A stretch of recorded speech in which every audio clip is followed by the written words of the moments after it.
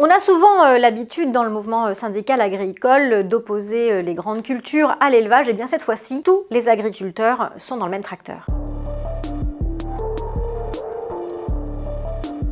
Il n'y a pas une, mais des crises agricoles qui en ce moment convergent toutes dans le même sens et qui conduisent les agriculteurs à bloquer les autoroutes.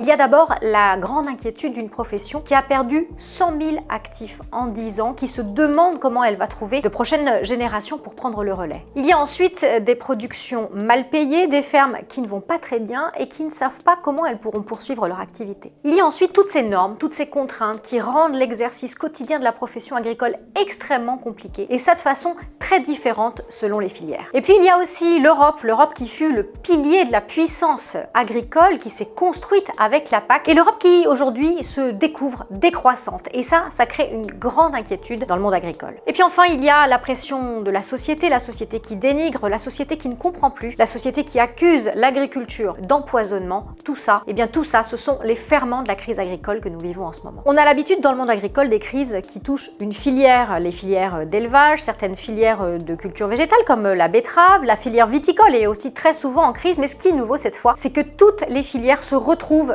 dans leurs revendications, dans un certain nombre d'entre elles en tout cas, et elles convergent toutes dans le même mouvement, et ça, on n'a pas l'habitude. On a souvent l'habitude dans le mouvement syndical agricole d'opposer les grandes cultures à l'élevage, et bien cette fois-ci, tous les agriculteurs sont dans le même tracteur.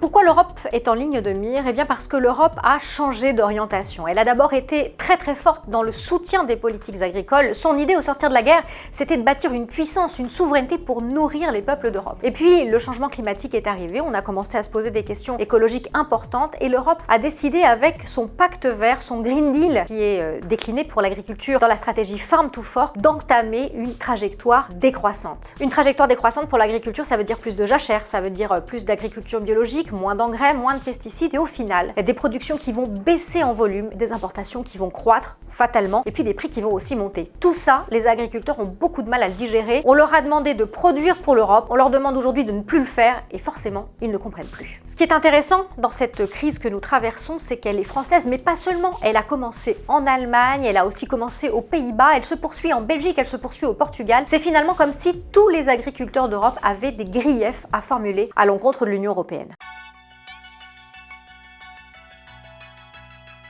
Tout comme la crise est multiforme, les solutions le seront aussi, et c'est pour ça qu'il va être difficile de sortir de cette crise agricole. Une partie des solutions concernera les filières qui ont des problématiques particulières. Une partie des solutions va s'attacher à des territoires particuliers, par exemple parce qu'il y a des problèmes de gestion d'eau. Il y a des choses qui ont une portée nationale, et là c'est l'État français qui va devoir répondre, par exemple sur les questions de taxation du carburant. Et puis il y a aussi tout un étage de la fusée agricole qui dépend directement de Bruxelles. Et là, ça n'est pas la France seule qui peut bouger les lignes, il faut qu'il y ait un consensus parmi les États européens, et ça peut prendre énormément de temps.